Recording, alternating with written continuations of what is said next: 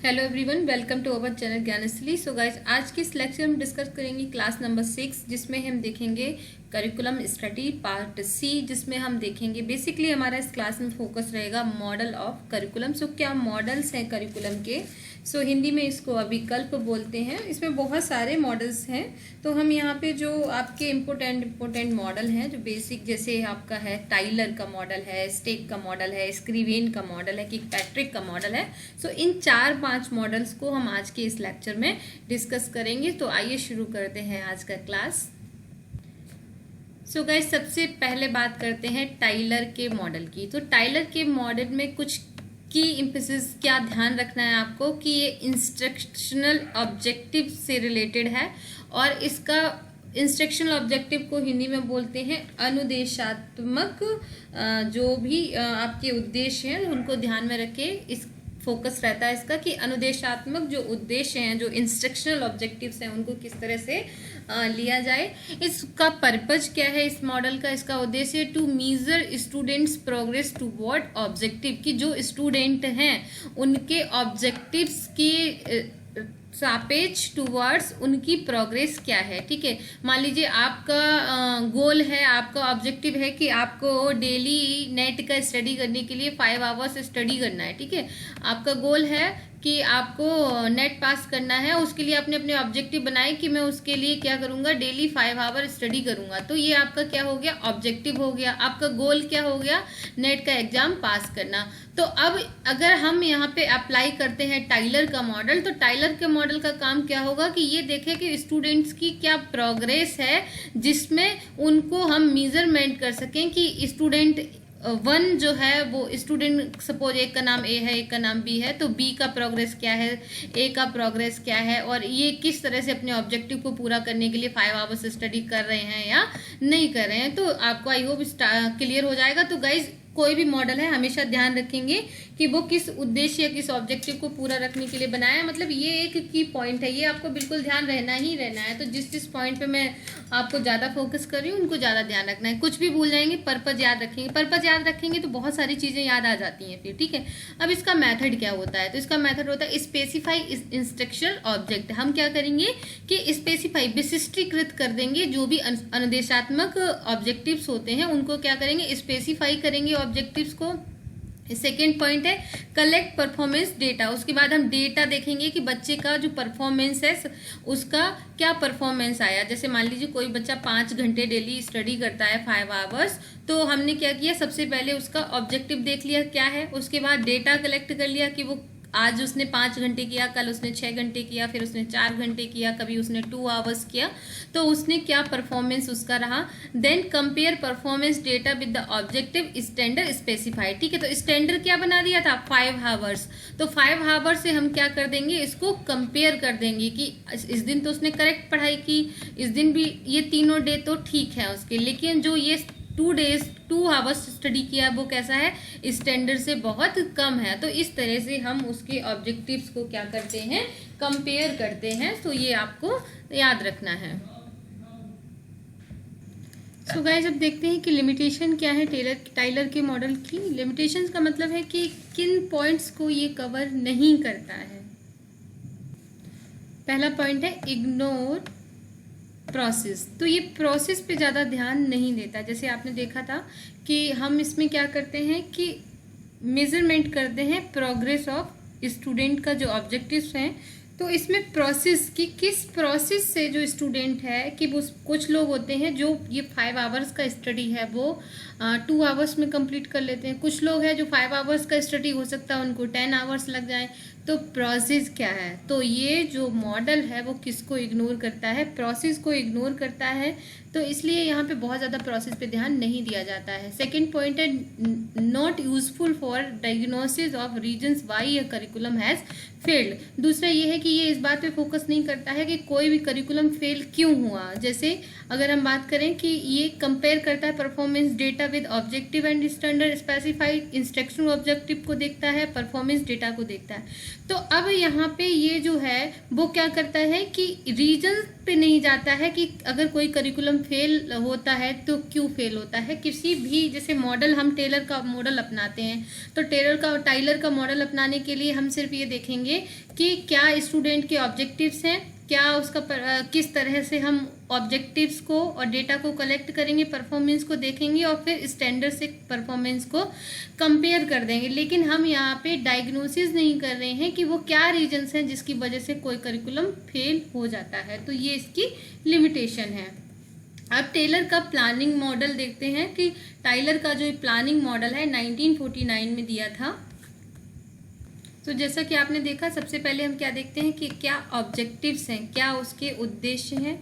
फिर उसके बाद सेलेक्टिंग लर्निंग एक्सपीरियंसेस देखते हैं कि इस मॉडल को अप्लाई करने के लिए जो 1949 में दिया था सिलेक्टिव लर्निंग एक्सपीरियंस, जिसमें हम अलग अलग उद्देश्यों को सिलेक्ट कर लेते हैं कि क्या जो एक्सपीरियंस है, जो अनुभव हैं, अधिगम के जो अनुभव हैं उनको चयनित कर लेते हैं। उसके बाद ऑर्गेनाइजिंग लर्निंग एक्सपीरियंस, चयन करने के बाद हम उसको प्रॉपर वे में क्या करते हैं, ऑर्गेनाइज करते हैं।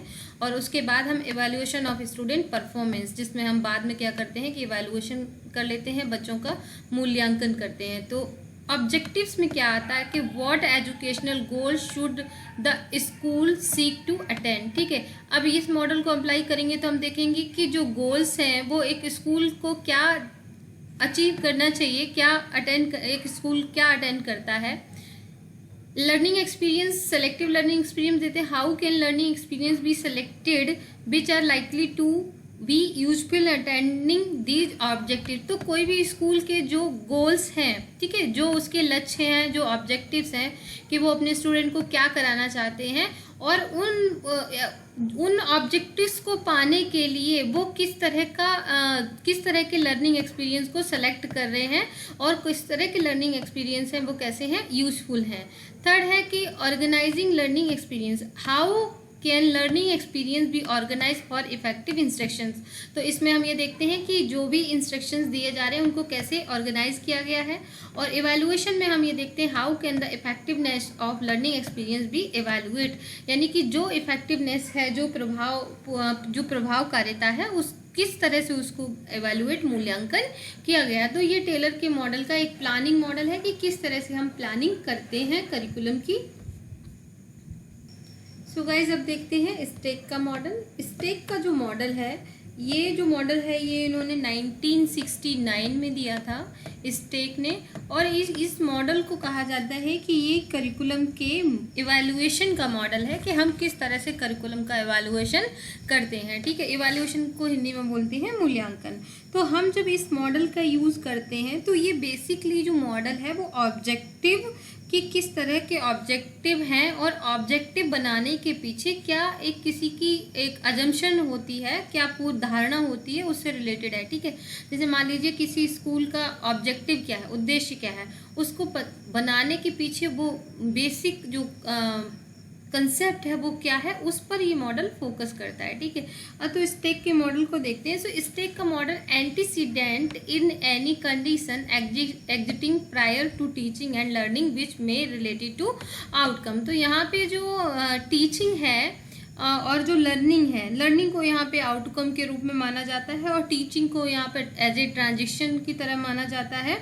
और जो प्रायर कंडीशन है, यानी कि जो पहले की कंडीशन है, उससे रिलेटेड ये 3 भागों में मॉडल डिवाइड होता है। भी मैं बना के आपको समझा दूंगी। Transaction are the countless, transaction को हिंदी में बोलते हैं लेन देन। Transaction are the countless encounters of student with teachers, student and with student, author with reader and parents with counselor.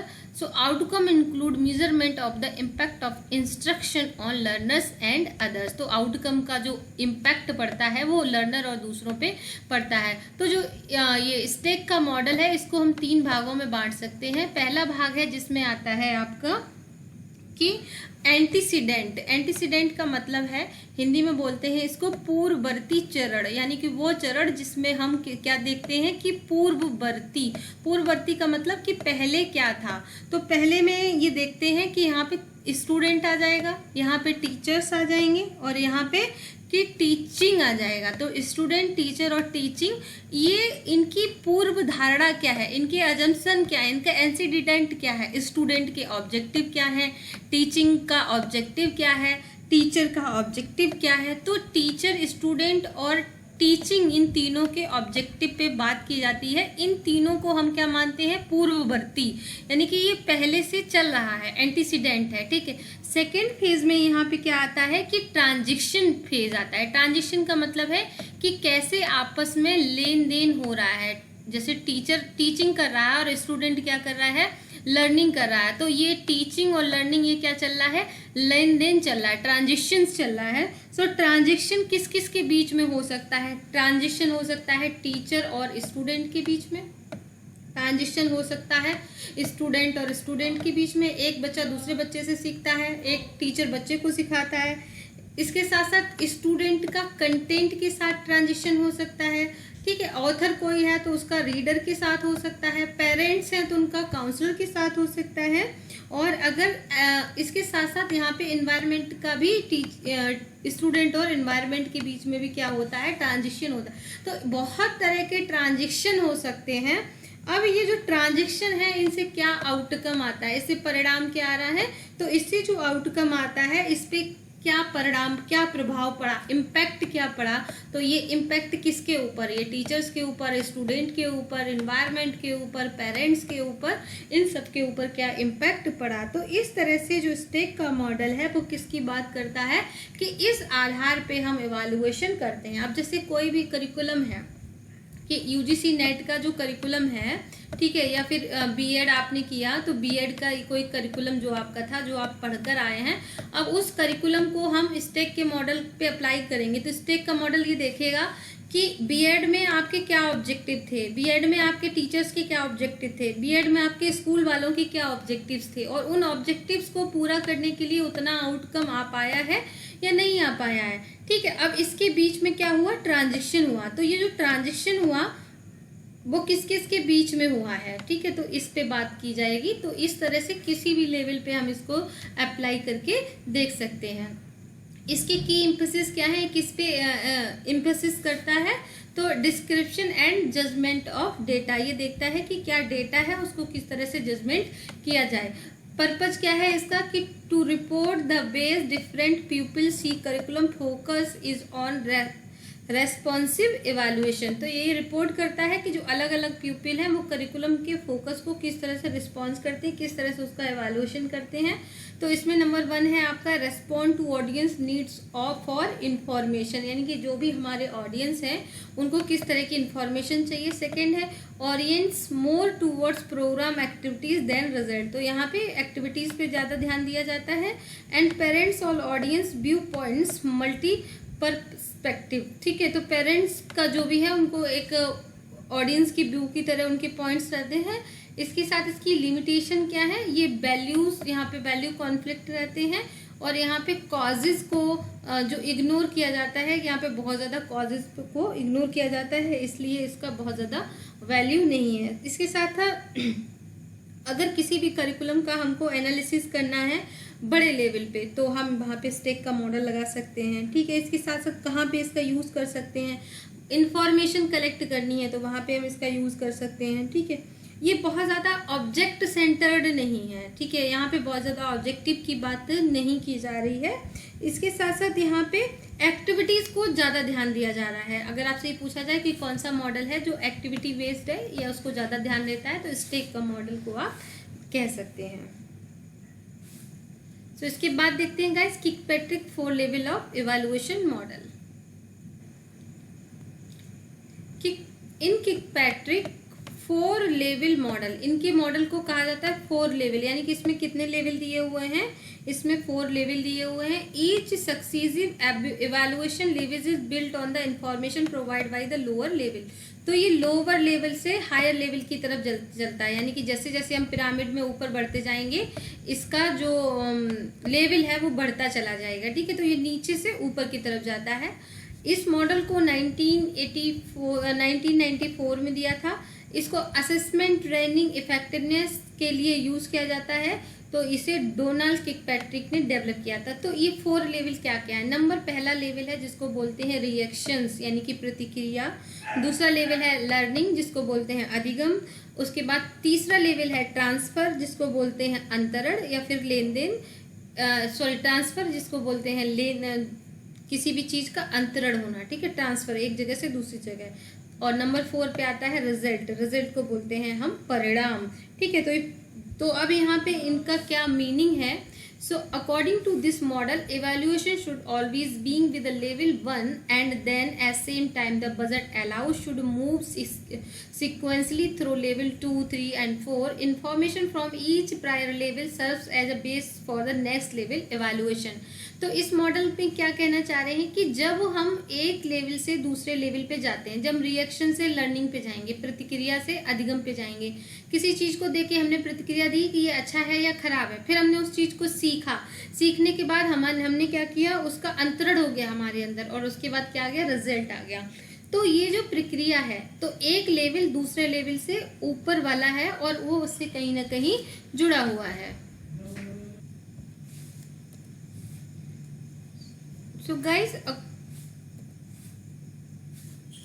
Level 1 में हम देखते हैं रिएक्शन, रिएक्शन को हिंदी में बोलते हैं प्रतिक्रिया। तो डिटेल में इसको देखते हैं कि रिएक्शन क्या होता है, प्रतिक्रिया क्या होता है। Evaluation at this level measure how participant in training programme react to it. तो यहाँ पे ये देखा जाता है कि जितने भी पार्टिसिपेंट हैं वो किसी प्रोग्राम को लेके कैसे रिएक्ट करते हैं, कैसे अपनी प्रतिक्रिया देते हैं। It attempt to answer question regarding participant perception was the material relevant to this work. This type of evaluation often called smile sheet. ठीक है, तो यहाँ पे ये देखा जाता है कि जो भी पार्टिसिपेंट हैं, ठीक है, वो किस तरह से किसी भी चीज़ को लेकर रिएक्शन करते हैं, तो उसको बोला जाता है, उसके लिए एक शब्द है स्माइल सीट। इसी को हिंदी में भी स्माइल सीट करके ही याद कर लीजिएगा, तो उसको बोलते हैं स्माइल सीट, ठीक है। इसके बाद थर्ड इसमें देखा जाता है according to Kirkpatrick every program should at least be evaluate at this level to provide for improvement of a training program. तो किकपैट्रिक का मानना है कि अगर किसी भी प्रोग्राम का आप इवैल्यूएशन कर रहे हैं, मूल्यांकन कर रहे हैं, तो कम से कम हमें लेवल 1 पे उसको जरूर चेक करना चाहिए कि वहाँ पे रिएक्शन क्या है। इसके बाद है 2, जिसमें हम देखते हैं लर्निंग को हिंदी में कहेंगे अधिगम। assessing at this level moves the evaluation behind learner satisfaction and attempts to assess the extent student have advanced in skill, knowledge or attitude. So guys level 2 में हम क्या देखते हैं कि जो भी बच्चे हैं या जो लर्नर हैं उनका सेटिस्फैक्शन। तो लेवल 2 किससे रिलेटेड है, सेटिस्फैक्शन, कि उनको संतोष है या नहीं है उनकी स्किल्स को लेके, उनकी नॉलेज को लेके, उनकी एटीट्यूड को लेके, कि जो वो अधिगम कर रहे हैं, जो लर्निंग कर रहे हैं, उसको लेके उनके अंदर सेटिस्फैक्शन आया या नहीं आया। तो इस चीज़ का लेवल 2 में हम असेसमेंट करते हैं। लेवल 3 में क्या देखते हैं, this level measure the transfer that has acquired in learners behavior due to the training program। तो यहाँ पे हम देखते हैं, सो लेवल 4 में गाइज हम देखेंगे result. This level measure the success of the programme in term that manager and executive can understand increase production, improve quality, decrease cost and reduce frequency of accident and increase sales and even higher profit और return on investment. ठीक है, तो अगर मान लीजिए हम किसी company में इसका यूज़ कर रहे हैं, तो हम ये देखेंगे कि जो भी प्रोग्राम है उसका अगर एवेल्युएशन कर रहे हैं, तो वहाँ एवेल्युएशन के फेज़ में कोई भी मैनेजर है, उन्होंने अपने उत्पाद को इंक्रीज़ किया, जो भी प्रोडक्शन है उसको बढ़ाया है या नहीं बढ़ाया है, कॉस्ट को कम किया है, क्वालिटी को बढ़ाया है, फिर जो एक्सीडेंट है उनको कम किया है कि नहीं किया है, सेल्स को बढ़ाया है कि नहीं बढ़ाया है, प्लस उनकी प्रॉफिट कितना है, रिटर्न कितना है। तो इन सारी चीज़ों पे इस तरह का मॉडल पे हम बात करेंगे। किस फेज में, फेज़ 4 में। तो अब देखते हैं method for long term evaluation. अगर लॉन्ग टर्म के लिए इवैल्यूएशन करना है तो उसकी क्या मेथड्स होंगे। सो यहाँ पे फर्स्ट पॉइंट है सेंड पोस्ट ट्रेनिंग सर्विस। यहाँ पे हम पोस्ट ट्रेनिंग सर्विस कर सकते हैं। Offer on going sequence training and coaching over a period of time. तो हम इसमें एक ऑफ़र दे सकते हैं कि कोचिंग के लिए, या फिर तो यहाँ पे सीक्वेंस में ट्रेनिंग देना है ना, coaching over a period of time, तो इसमें एक किसी भी पर्टिकुलर टाइम के लिए कोचिंग देना, तो इसमें लॉन्ग टर्म इवैल्यूएशन का यूज़ कर सकते हैं। थर्ड पॉइंट है conduct follow up needs assessment. तो हम यहाँ पे देखते हैं कि फॉलो अप कर लेते हैं किसी भी चीज़ को लेके, कि जैसे अगर किसी ये मॉडल अप्लाई कर रहे हैं हम ये भी देख लेंगे कि फॉलो अप करके कि अगर उसमें कोई सुधार की गुंजाइश है तो बार बार हम उसको, जैसे डॉक्टर के हम बार बार फॉलो अप करने जाते हैं, जैसे डॉक्टर कहता है कि अभी 1 मंथ बाद आइएगा, फिर 2 मंथ बाद दिखा लीजिएगा, तो फॉलो अप करते रहिए। तो इस तरह से हम जो भी इवैल्यूएशन कर रहे हैं उसमें हम फॉलो अप भी कर सकते हैं। So check matrix to measure if participant achieve training objective. ठीक है, अब हम इसमें क्या है, मैट्रिक्स को मेजर कर लेते हैं अगर कोई पार्टिसिपेंट जो भी उसने ट्रेनिंग ली है उस प्रोजेक्टिव को पूरा कर लेता है। 4th पॉइंट है interview trainees and their managers to their customer group. तो यहाँ पे हम इंटरव्यू कनेक्ट करके मैनेजर और ट्रेनी से बात कर सकते हैं, जिसमें हम लॉन्ग टर्म तक इवैल्यूएशन कर सकते हैं। सो ये गाइस था आपका लेवल 1 से लेके 4 तक किकपैट्रिक का मॉडल। तो जिसमें अगर हमें लॉन्ग टर्म तक इवैल्यूएशन करना है तो कैसे करेंगे, और 4 लेवल का इवैल्यूएशन करना है तो कैसे करेंगे। तो इसको 1 2 3 करके RLTR करके आप याद रखिएगा, शॉर्ट टर्म एक शॉर्ट ट्रिक बना के कि किकपैट्रिक का मॉडल है, के आगे लिख दीजिएगा। और इसका ट्रिक बना सकते हैं कि R से रिएक्शन, उसके बाद L से लर्निंग, T से ट्रांसफर और R से आपका रिजल्ट। तो RLTR करके आप इसको याद रखो, आगे के लगा दो, जिससे किसका मॉडल है, किकपैट्रिक का मॉडल है। तो इस शॉर्ट ट्रिक से आपको एक सीक्वेंस में चीज़ें याद रहेंगी। इसके बाद देखते हैं नेक्स्ट मॉडल। नेक्स्ट है स्क्रीवेन का मॉडल। स्क्रीवेंस का जो मॉडल है इसको गोल फ्री मॉडल कहते हैं, गोल फ्री इवैल्यूएशन मॉडल कहते हैं। इसे डेवलप किया था स्क्रीवेन ने 1972 में। तो ध्यान रखेंगे कि उद्देश्य रहित मॉडल किसी को कहते हैं, गोल फ्री मॉडल किसी को कहते हैं, स्क्रीवेन के मॉडल को कहते हैं। सो कैरेक्टरिस्टिक्स देखते हैं इसकी गोल फ्री मॉडल की। तो इसका पहला कैरेक्टरिस्टिक है evaluator actively avoids information regarding program goals. तो यहाँ पे जो भी इवैल्यूएटर है, जो मूल्यांकन करता है, वो अवॉइड करता है इंफॉर्मेशन को जो भी किसी गोल से रिलेटेड होती है, इसलिए इसको गोल फ्री मॉडल कहते हैं। Evaluation does not have preconceived goals in order to narrow the focus. जैसे अगर मुझे पता है कि क्या मेरे ऑब्जेक्टिव हैं, जैसे मेरे अगर 4 ऑब्जेक्टिव हैं, तो मैं जब आपके 4 ऑब्जेक्टिव के अकॉर्डिंग ही इवैल्यूएशन करूंगी, ठीक है। लेकिन यहाँ पे कोई भी प्री कंसीव्ड, पहले से डिसाइड कोई भी गोल नहीं होते हैं। और जब पहले से डिसाइड होगा तो कंसेप्ट कैसे हो जाएगा, नैरो हो जाएगा। जैसे मान लीजिए मैं किसी को जज कर रही हूँ कि अगर उसके 10 में से 5 मार्क्स आएंगे तो ही वो 10 में से सपोज 8 मार्क्स आएंगे तभी वो बहुत अच्छा स्टूडेंट है, ये मैंने डिसाइड कर लिया, प्री कंसीव्ड है। लेकिन अगर ये मैंने डिसाइड नहीं किया है तो मेरा कंसेप्ट नैरो नहीं होगा, ब्रॉड हो जाएगा। अगर लेकिन मैं डिसाइड कर लिया तो कैसा होगा, छोटा कंसेप्ट होगा कि पहले से ही डिसाइड है, उसी के आधार पे हम क्या देखेंगे, इवैल्यूएशन। इसके बाद 3rd पॉइंट है evaluator has minimal contact with staff और मेंबर ऑफ द प्रोग्राम। तो यहाँ पे जो इवैल्यूएटर है उसका जो भी जिसका भी वो इवैल्यूएशन कर रहा है उनके साथ कोई बहुत ज़्यादा कॉन्टेक्ट नहीं होता है। Without information regarding goals evaluator is more likely to see unanticipated effects of the program में, ठीक है। जैसे पहले वाले में हमने देखा था कि पूर्ववर्ती चरण स्टेक के मॉडल में कि वहाँ पे एंटिसिपेटेड, पहले से डिसाइड होता था कि स्टूडेंट के गोल क्या हैं, टीचर्स के गोल क्या हैं, टीचिंग के गोल क्या हैं। यहाँ पे अनएंटिसिपेटेड है, यानी कि पहले से यहाँ पे कुछ भी डिसाइडेड नहीं है। तो जो इवैल्यूएटर है वो क्या है कि वो उसके मन में कुछ भी नहीं है, उसको नहीं पता है कि वो क्या कर रहा है, क्या करने आया है। लेकिन जब वो इवैल्यूएशन करेगा तो उसको ना ऑब्जेक्टिव पता है ना गोल्स पता है, तो उसका जो इवैल्यूएशन होगा वो ज़्यादा अच्छे तरीके से हो सकता है। जैसे मान लीजिए कॉपी चेक करने गए हैं और कॉपी चेक करने पे आपको नहीं पता है कि आपके सामने कौन सी वाली कॉपी आने वाली है, और फिर आप उसको जब करते हैं तो हो सकता है कि आपका जो दिमाग है वो अलग तरीके से काम करे। लेकिन अगर आपको पहले से पता चल जाए कि आप 10th क्लास की कॉपियाँ चेक करने जा रहे हैं तो आप उस माइंड सेट से कॉपी चेक करोगे। तो ये एक लास्ट पॉइंट को समझने का तरीका था इस एग्जाम्पल से। So when to see goal free evaluation, तो हम इसको कब यूज़ करते हैं, इसके व्हेन स्टेक होल्डर वांट, जो भी स्टेक होल्डर हैं अगर वो उनको ये चाहिए कि आप ये वाला मॉडल लगाएं तो ही हम इस वाले मॉडल का यूज़ करते हैं। So information about program outcomes both intend and unintended, ठीक है। तो यहाँ पे हम स्टेक होल्डर चाहेंगे नहीं चाहेंगे तभी इसका यूज़ करेंगे। Critique not focused on the program goals, तो यहाँ पे प्रोग्राम गोल्स के ऊपर फोकस नहीं होगा। अब व्हेन इवैल्यूएटर, जब कोई इवैल्यूएटर क्या करेगा, इसमें have no knowledge of programme goals intentionally और अनइंटेंशनली, ठीक है। किसी भी जो भी इवैल्यूएशन करता है, मूल्यांकन कर रहा है, उसको जानकारी नहीं होती है। Want to identify the effect of a program for data collection, observation and interview. सो हम इसका ज़्यादातर इफेक्टिवली यूज कहाँ पे करते हैं, डेटा कलेक्शन के लिए या फिर ऑब्जर्वेशन के लिए या फिर इंटरव्यूज़ के लिए। ऑब्जर्वेशन को बोलते हैं निरीक्षण, इंटरव्यूज़ को बोलते हैं साक्षात्कार, डेटा कलेक्शन को डेटा कलेक्शन। तो इन सिचुएशन में हम गोल फ्री एवेल्युएशन मॉडल का यूज़ करते हैं। So critical element of the goal free evaluation.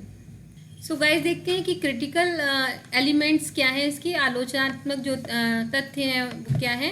तो इसमें पहला तो ये है कि जो भी एवेल्युएशन कर रहा है, ठीक है, उसको सब्जेक्ट का नॉलेज होना चाहिए अच्छी तरीके से, तभी वो अच्छे से एवेल्युएशन कर पाएगा। दूसरा है कि उसकी जो कंपेटेंसी है, उसकी जो सक्षमताएँ हैं, वो यहाँ पे बहुत बड़ा रोल प्ले करती हैं। अगर उसकी स्किल्स बहुत अच्छी होंगी तो वो बायस फ्री होगा, उसमें कोई भी पूर्वाग्रह नहीं होगा। और अगर उसके अंदर ये क्वालिटी नहीं है तो फिर बाइजनेस आ जाएगी, तो वो एक बहुत अच्छा मूल्यांकन नहीं हो पाएगा। तो दो तथ्यों पे हम इसको क्रिटिसाइज कर सकते हैं, तो ये इसके क्रिटिकल एलिमेंट्स में आ जाएगा, यानी कि हम इसकी दो चीज़ों के आधार पे आलोचना कर सकते हैं। नेक्स्ट देखते हैं implementation techniques for goal free evaluation model. तो हम इसको किस तरह से इम्प्लीमेंट करेंगे, किस तरह से इसको लागू करते हैं। तो इसकी टेक्निक्स क्या है, ask question and devise based to find answer. तो हम यहाँ पे देखते हैं कि हम क्वेश्चंस पूछते हैं और वो डिवाइसेस ढूंढते हैं जिनसे आंसर दिया जा सके। सेकंड पॉइंट है determine what the evaluation will do and how it will benefit to stakeholders. तो किस तरह से ये बेनिफिशियल है जो भी स्टेक होल्डर्स हैं, जैसे पेरेंट्स हैं, स्टूडेंट हैं या फिर कोई इंस्टीट्यूशंस है, तो स्टेक होल्डर्स उनको बोलते हैं, तो उनके लिए किस तरह से बेनिफिट रहेगा। थर्ड पॉइंट है कि select appropriate methodological gathering data. तो यहाँ पे डेटा को गैदरिंग करने के लिए इसका यूज़ करते हैं, और सही अगर जब तक मेथड नहीं लगाएंगे तब तक वो सही तरीके से उसको इम्प्लीमेंट नहीं कर सकते हैं। नंबर 4 है interviewing again and again focus group. तो इसमें बार बार हम क्या करते हैं, इंटरव्यू करते हैं, जिससे हमें फोकस ग्रुप का सही इवैल्यूएशन हो पाता है। नंबर 5 है डेवलप ऑफ इमर्ज थीम्स। ठीक है, जो भी हमारी थीम्स होती है उसको डेवलपमेंट करते हैं उसका। नंबर 6 है रिफ्लेक्टिव फीडबैक, यानी कि जो भी हमारी फीडबैक है उसका रिफ्लेक्टिवनेस देखते हैं। ठीक है, नंबर 7 है आइडेंटिफाई की एंड क्रिटिकल इशू। तो यहाँ पे नंबर 7 पे हम देखते हैं कि जो भी क्रिटिकल इश्यूज आ रहे हैं, जो भी मुद्दे हैं उनको देखते हैं। और नंबर 5 पे फॉर्मिंग थ्योरीज, और नंबर 8 पे हम क्या करते हैं, थ्योरीज को जनरेट कर लेते हैं। तो ये था गाइज स्क्रीवेन का मॉडल। इनके आप कुछ की पॉइंट्स याद रख लीजिएगा। सो आज हमने आपके पार्ट सी में जो मॉडल्स दिए हैं उनको कर लिए हैं। So thank you so much guys and wish you all the best. कल करेंगे हम पार्ट डी को, एंड थैंक यू।